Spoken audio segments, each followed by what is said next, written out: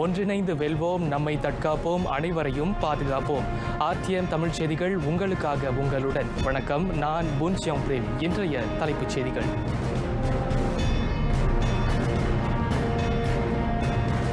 லங்காவி செல்லும் சுற்றுப்பயணிகளுக்கு கோவிட்-19 பரிசோதனை கட்டாயம், நாளை முதல் அமல்.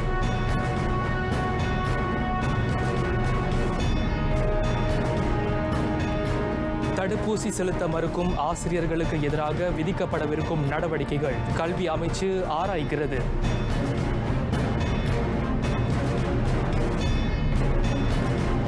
ஜோஹோபாரு ஆற்று தூய்மைக்கேடு, இதுவரை 5 கைது.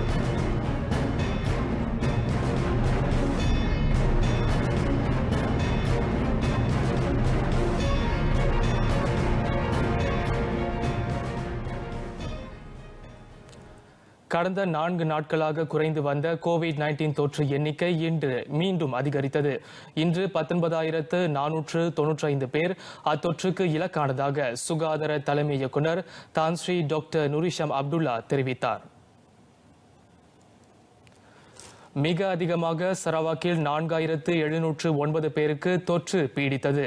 அதற்கடுத்த நிலையில் 2,710 தொற்று சம்பவங்களுடன் சிலாங்கூர் உள்ளது. சபாவில் 2,015 பேர் பாதிக்கப்பட்டுள்ளனர்.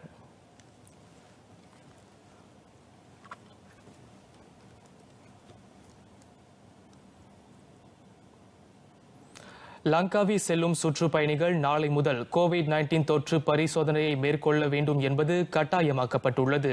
18 வயதுக்கு மேற்பட்டோரும் 7 வயது முதல் 17 வயதுக்கு உட்பட்டோரும் கட்டாயம் கோவிட்-19 தொற்று பரிசோதனையை மேற்கொள்ள வேண்டும் என சுகாதார அமைச்சர் கைரி ஜமாலுடீன் தெரிவித்தார்.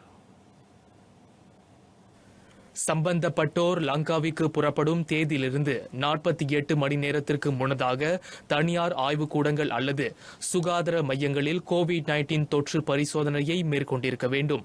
விமான நிலையம் அல்லது பயணிகள் படகு முனைய நுழைவாயிலில் மேற்கொள்ளப்படும் சோதனையின் போது அவர்கள் தத்தம் பரிசோதனை முடிவை உடன் வைத்திருக்க வேண்டும்.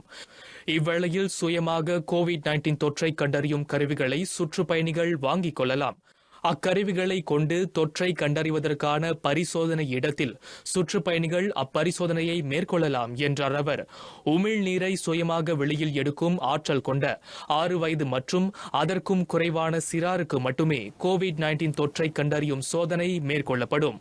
கோவிட்-19 தொற்று உறுதிப்படுத்தப்பட்டவர்கள் பயணத்தை தொடர அனுமதிக்கப்பட மாட்டார்கள். மாறாக SOP நெறிகளுக்கு உட்பட்டு தொற்று உறுதிப்படுத்தப்பட்டவர்களும் அவர்களுடன் அணுக்க தொடர்பில் இருந்தோரும் கையாளப்படுவர் என கைரி கூறினார்.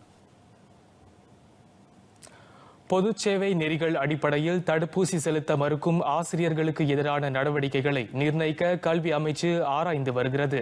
சுகாதார காரணங்கள் அன்றி தடுப்பூசி செலுத்திக் கொள்ள நிராகரித்த ஆசிரியர்களின் எண்ணிக்கை 2,500 என்பதை தரவுகள் காட்டுவதாக அமைச்சர் டத்தோ டாக்டர் ராஜி ஜீடேன் தெரிவித்தார்.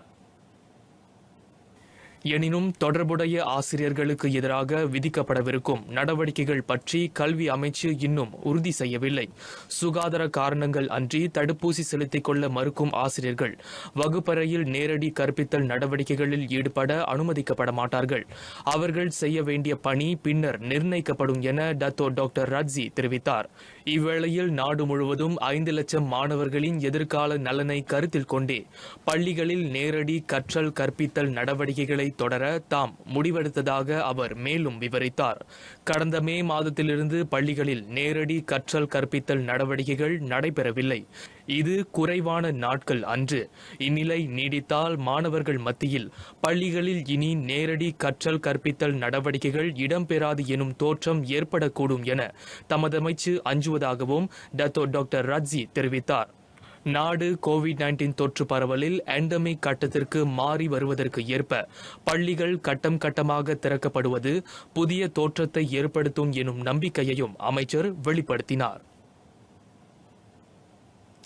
தடுப்பூசி பெற்றவர்களுக்கான சான்றிதழை போலியாக்கிய 10 பேர் மீது நீதிமன்றத்தில் குற்றம் சாட்டப்பட்டது. மேலும் ஒருவருக்கு சிறை தண்டனை விதிக்கப்பட்டதாக உள்துறை துணை அமைச்சர் டத்துஸ்ரீ டாக்டர் ஹாஜி இஸ்மாயில் ஹாஜி முகமது சாயித் தெரிவித்தார். தடுப்பூசி பெற்றவர்களுக்கான சான்றிதழை போலியாக்கும் தரப்பினருக்கு எதிராக 1988 ஆண்டு தொற்றுநோய் தடுப்பு கட்டுப்பாட்டு சட்டத்தின் 22வது பிரிவுக்கு ஏற்ப சட்ட நடவடிக்கை எடுக்கப்படும். சம்பந்தப்பட்ட தரப்பினர் குற்றம் புரிந்தவர் என கண்டறியப்பட்டால் உடனடியாக தண்டம் விதிக்கப்படும். மக்களிடையே விழிப்புணர்வை அதிகரிப்பதற்காக இத்தகைய கடும் நடவடிக்கைகள் எடுக்கப்படுவதாக டத்தோஸ்ரீ டாக்டர் ஆஜி இஸ்மாயில் விளக்கினார். குற்றவியல் சட்டம் அல்லது 342வது சட்டத்தின் கீழ் நடப்பில் உள்ள சட்ட விதிகளுக்கு உட்பட்டு விசாரணையும் மேற்கொள்ளப்படும் என்றார் அவர். சத்யூ உறுப்பினர் ஷாரி ஜூகர்னாயின் அப்துல் காடேர் எழுப்பிய கேள்விக்கு டத்தோஸ்ரீ டாக்டர் ஆஜி இஸ்மாயில் பதில் உரைத்தார். புரோடெக் தேசிய ஆட்பலத்துறைக்கான தடுப்பூசி திட்டத்தை தொடர அரசாங்கம் உத்தேசிக்கவில்லை. கடந்த ஆகஸ்ட் 1 முதல் ஊழியர்கள் முன்பதிவின்றி நேரடியாக தடுப்பூசி பெற்றுக்கொள்ள அறிவியல் தொழில்நுட்ப புத்தாக்க அமைச்சு அனுமதி வழங்கியதைத் தொடர்ந்து அம்முடிவு எடுக்கப்பட்டதாக மனிதவள அமைச்சர் டத்தோஸ்ரீ எம் சரவணன் தெரிவித்தார். அரசாங்கம் அறிவித்தபடி பல தனியார் நிறுவனங்கள் தங்களின் ஊழியர்களை தடுப்பூசி மையங்களுக்கு அனுப்ப தொடங்கியுள்ளன. அதனால் புரோடெக் திட்டத்தை தொடரப்போவதில்லை என மனிதவள அமைச்சு முடிவெடுத்துள்ளது. ஊழியர்கள் இடையே நோய் எதிர்ப்பாற்றலை அதிகரிக்கவும் தடுப்பூசி பெறும் நடவடிக்கையை விரைவுபடுத்தவும் புரோடெக் திட்டம் தொழில் நிறுவனங்களுக்கு அறிமுகப்படுத்தப்பட்டதாக டத்தோஸ்ரீ எம் சரவணன் மக்களவையில் தெரிவித்தார். ஒப்பந்த மருத்துவ அதிகாரிகளை உட்படுத்தி விரிவான திட்டத்தை அமைக்க கடந்த மாதம் சிறப்பு செயற்குழு ஒன்று தோற்றுவிக்கப்பட்டது. குறுகிய நீண்ட கால திட்டங்கள் அடங்கிய திட்டம் 5 முதன்மை கூறுகளை அடிப்படையாக கொண்டு வரையப்பட்டிருப்பதாக சுகாதார அமைச்சர் கைரி ஜமாலுடன் தெரிவித்தார்.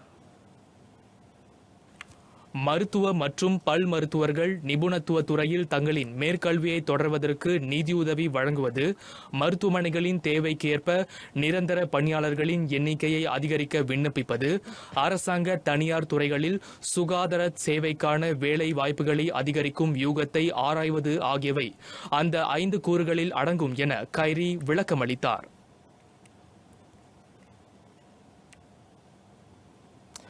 2021-2022 ஆண்டு கல்வி தவணையின் நேரடி கற்றல் கற்பித்தலுக்கு UUM வட மலேசிய பல்கலைக்கழகம் தயாராகியுள்ளது. தேசிய மீட்சி திட்டத்தின் எந்த ஒரு கட்டத்தில் இருந்தாலும் அம்மாநிலங்களைச் சேர்ந்த மாணவர்களும் அக்டோபர் 15ஆம் தேதி தொடங்கி கட்டம் கட்டமாக பல்கலைக்கழகத்துக்கு திரும்பலாம். உயர்கல்வி கூடங்களுக்கான SOP விதிகளுக்கு ஏற்ப மாணவர்கள் மீண்டும் பல்கலைக்கழகம் திரும்பும் நடவடிக்கை மேற்கொள்ளப்படும். மாணவர்கள் 2 மருந்தளவு தடுப்பூசிகளை நிறைவு செய்து 14 நாட்களான பின்னரே மீண்டும் பல்கலைக்கழகம் திரும்ப முடியும். இன்னும் தடுப்பூசி பெறாத மாணவர்கள் CITF COVID-19 நோய் எதிர்ப்பு சிறப்பு பணிக்குழுவை தொடர்பு கொண்டு முன்பதிவின்றி அருகில் உள்ள தடுப்பூசி மையங்களில் தடுப்பூசியை பெற்றுக் கொள்ளலாம். இம்மாத இறுதி வரை மாணவர்கள் பல்கலைக்கழகம் திரும்புவதற்கான ஒப்புதலை அளிக்க அவகாசம் அளிக்கப்பட்டுள்ளது. COVID-19 பெருந்தொற்றால் பாதிக்கப்பட்டோருக்கு உதவ இக்ராம் திட்டத்தின் கீழ் சுமார் 1000 PPR வீடுகள் வழங்கப்படுவதாக வீடமைப்பு ஊராட்சி அமைச்சர் டத்தோஸ்ரீ ரீசா மெரிக்கால் நைன் அமெரிக்கன் கூறினார். கோலாலம்பூர், கடா, கிளாந்தான், ஜோஹோர் ஆகிய மாநிலங்களில் உள்ள 8 PPR குடியிருப்பு பகுதிகள் அத்திட்டத்தில் உட்படுத்தப்பட்டுள்ளன. தகுதி பெற்றவர்கள் 124 ரிங்கேட் மாத வாடகைக்கு 2 ஆண்டுகள் அந்த PPR வீடுகளில் வசிக்கலாம். அது குறித்த அதிகாரப்பூர்வ தகவல் இம்மாதம் 24ஆம் தேதி அறிவிக்கப்படும் என டத்தோஸ்ரீ ரீசால் மெரிக்கான் குறிப்பிட்டார்.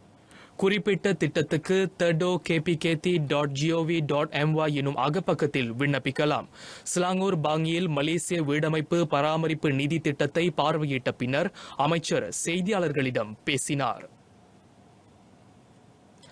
COVID-19 கொள்ளை நோயினால் போராடும் இந்தோனேசியாவிற்கு மலேசியா மருத்துவ உபகரணங்களை நன்கொடையாக வழங்கியது. இந்த உதவி 2 நாடுகளுக்கு இடையிலான நல்லிணக்கத்தை வலுப்படுத்த உதவும் என வெளியுறவு அமைச்சர் டத்தோ சைஃபுடின் அப்துல்லா தெரிவித்தார். பெருந்தொற்றை கையாள்வதில் மலேசியா பல சிக்கல்களை எதிர்நோக்கி வந்தாலும் அண்டை நாட்டிற்கு உதவி வழங்க அது தடையாக இருக்கவில்லை என அமைச்சர் குறிப்பிட்டார். உயிர்வழி கலன்கள், சிகிச்சைக்கு தேவைப்படும் மருந்துகள், பயன்படுத்திய பின்னர் தூக்கி எறியப்படும் மருத்துவ உபகரணங்கள் ஆகியவை அவற்றில் அடங்கும். இந்த உதவிப் பொருட்களை மலேசியாவுக்கான இந்தோனேசிய தூதர் ஹெர்மோனோ பெற்றுக்கொண்டார். இவை அனைத்தும் அரசு மலேசிய ராணுவ படையின் விமானத்தின் மூலம் கட்டம் கட்டமாக இந்தோனேசியாவிற்கு அனுப்பப்படும். அந்நிகழ்ச்சியில் தற்காப்பு மூத்த அமைச்சர் டசோஸ்ரீ இஷாமுடின் துன் ஹுசேன், பிரதமர் துறையின் சிறப்பு விவகாரங்களுக்கான துணை அமைச்சர் டத்தோ மஸ்தூரா முகமது யாசிட் மற்றும் ராணுவ படை தளபதி தான்ஸ்ரீ எஃப்என்டி புவாங் ஆகியோர் கலந்து கொண்டனர். ஜோஹோ பாரு கம்பாஸ் பாரு ஸ்ரீ அமன் கிராமத்தில் நேற்று அபாயகர நச்சுக்கழிவால் மாசு ஏற்பட்டதை மாநில தீயணைப்பு மீட்புத்துறை உறுதிப்படுத்தியுள்ளது. அந்த தொழிற்சாலை கழிவு சுமார் 1 கிலோமீட்டர் சுற்றளவில் தாவாக்கால் ஆற்றிலிருந்து பண்டான் ஆறு வரைக்கும் பரவியிருக்கிறது. ஆற்றில் கலந்த நச்சுக் கழிவுகள் டீசல் எரிபொருளாக இருக்கக்கூடும் என ஐயுறப்படுகிறது. அந்த சம்பவத்தில் மூச்சு திணறலுக்கு இலக்கான 4 குடியிருப்பாளர்கள் மருத்துவமனைக்கு கொண்டு செல்லப்பட்டதாக மாநில தீயணைப்பு மீட்புத்துறை இயக்குநர் டத்தோ யாயா மாடிஸ் தெரிவித்தார். மாசடைந்த ஆற்று நீர் இதர பகுதிகளுக்கு பரவாமல் தடுக்கும் நடவடிக்கைகள் மேற்கொள்ளப்பட்டிருப்பதாக அவர் கூறினார். சம்பந்தப்பட்ட கிராமத்தில் நிலைமை தொடர்ந்து கட்டுப்பாட்டுக்குள் இருப்பதாக தெரிவிக்கப்பட்டுள்ளது. இந்நிலையில் சினரன் பாரு கிராமத்தின் சமூக மையத்திற்கு மாற்றப்பட்ட 25 குடும்பங்களைச் சேர்ந்த 102 பேரும் இன்று வீடு திரும்புவர் என எதிர்பார்க்கப்படுகிறது. பாரு ஸ்ரீ ஆமான் கிராமத்தில் துர்நாற்றம் வீச காரணமாக இருந்ததாக சந்தேகிக்கப்படும் 5 ஆடவர்கள் இன்று கைது செய்யப்பட்டனர். அதனை ஜோஹர் போலீஸ் தலைவர் டத்தோ அயூப் கான் மைடின் பிச்சே உறுதிப்படுத்தினார். சம்பந்தப்பட்ட தளம் தூய்மைக்கேடு ஏற்பட்ட பகுதிக்கு மிக அருகில் அமைந்திருப்பது தொடக்க கட்ட விசாரணையில் தெரிய வந்தது. 1974 சுற்றுச்சூழல் தரநிலை சட்டத்தின் கீழ் அச்சம்பவம் விசாரிக்கப்படுகிறது. இதனிடையே மாசடைந்த ஆற்று நீரின் மாதிரி மேல் பரிசோதனைக்காக ரசாயன துறைக்கு அனுப்பப்படும் என ஜோஹர் சுற்றுச்சூழல் துறை இயக்குநர் டாக்டர் முகமது ஃபாமி யூசுப் குறிப்பிட்டார்.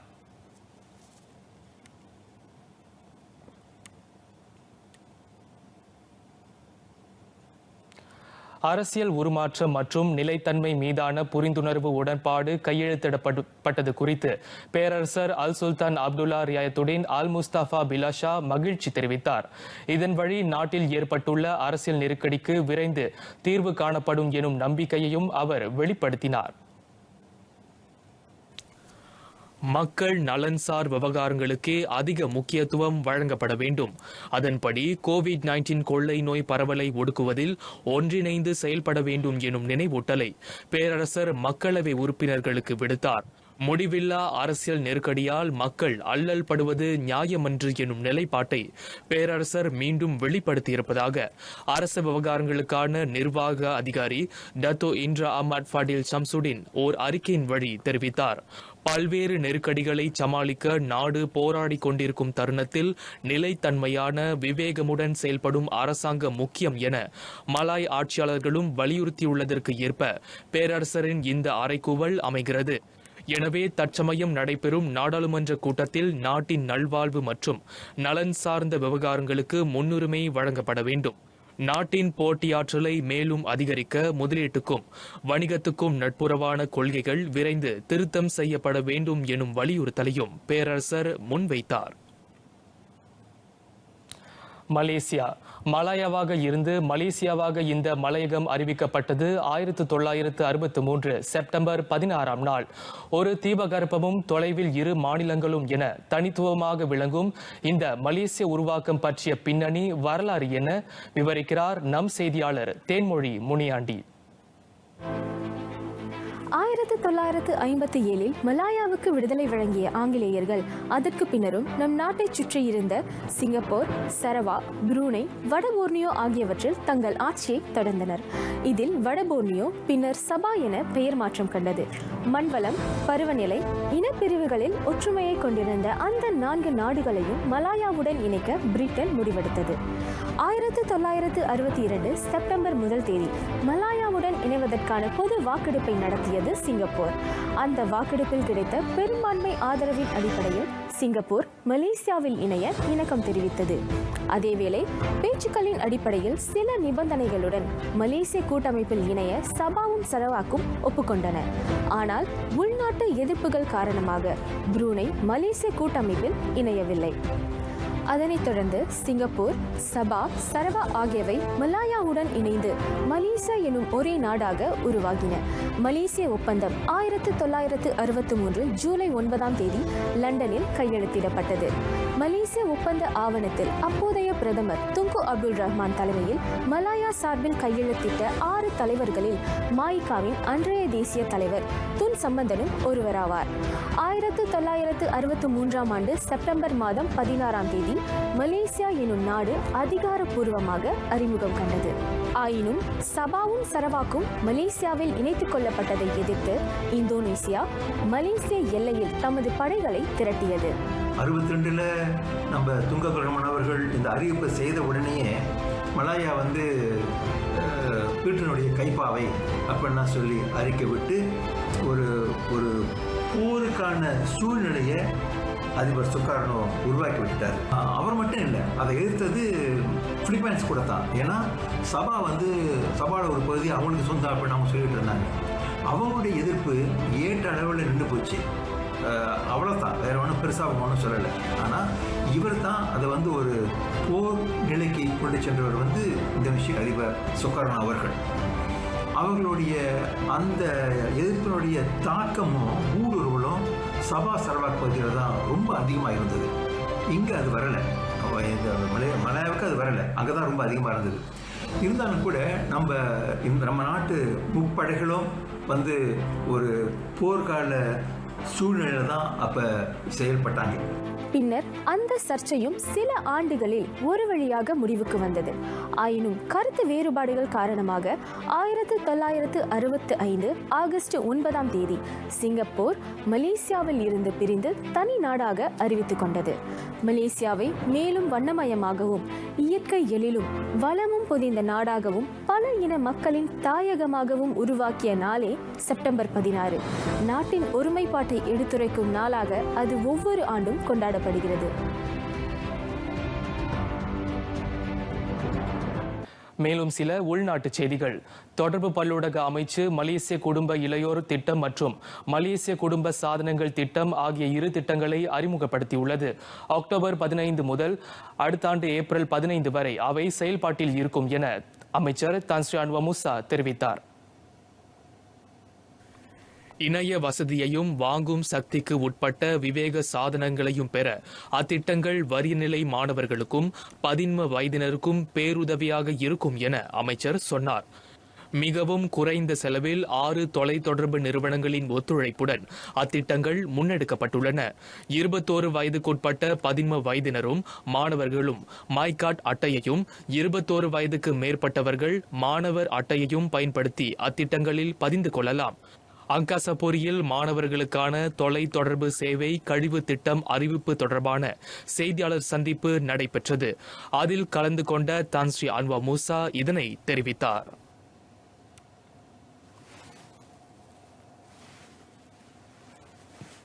இந்நிலையில் பெருந்தொற்றால் பாதிக்கப்பட்டுள்ள மக்களின் நிலையை புரிந்து செயல்பட்ட மலேசிய குடும்ப அரசாங்கத்துக்கு மாட்ஃபா மலேசிய விளையாட்டு பூங்கா குடும்ப பொழுதுபோக்கு சங்கம் நன்றி தெரிவித்துக் கொண்டது.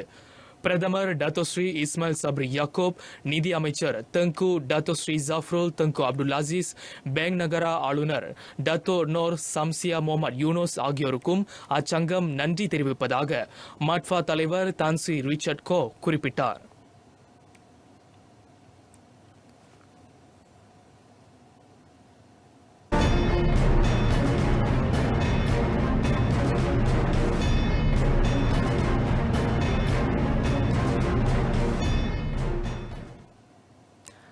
வளர்ந்து வரும் நாட்டின் பெர்லித்தான் எம்தீனா மகளிர் பூப்பந்து இணைக்கு மேலும் ஒரு மகுடம்.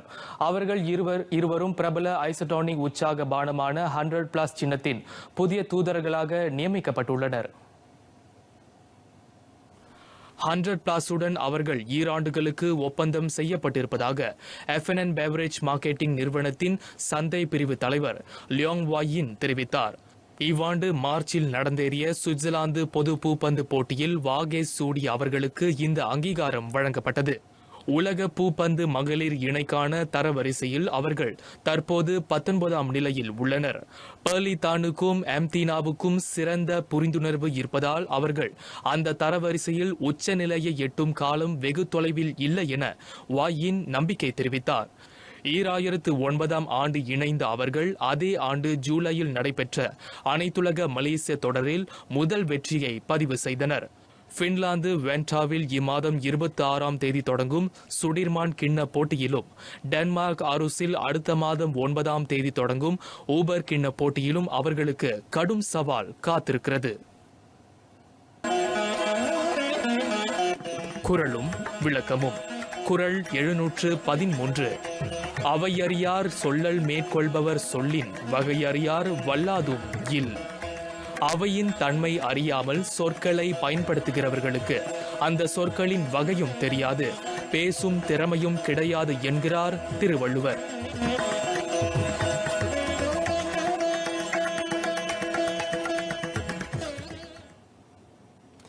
நிறைவடைகின்றன RTM தமிழ் செய்திகள். எங்களோடு இணைந்ததற்கு நன்றி. COVID-19 கொள்ளை நோயை ஒன்றிணைந்து வெல்வோம். நம்மை தற்காப்போம், அனைவரையும் பாதுகாப்போம்.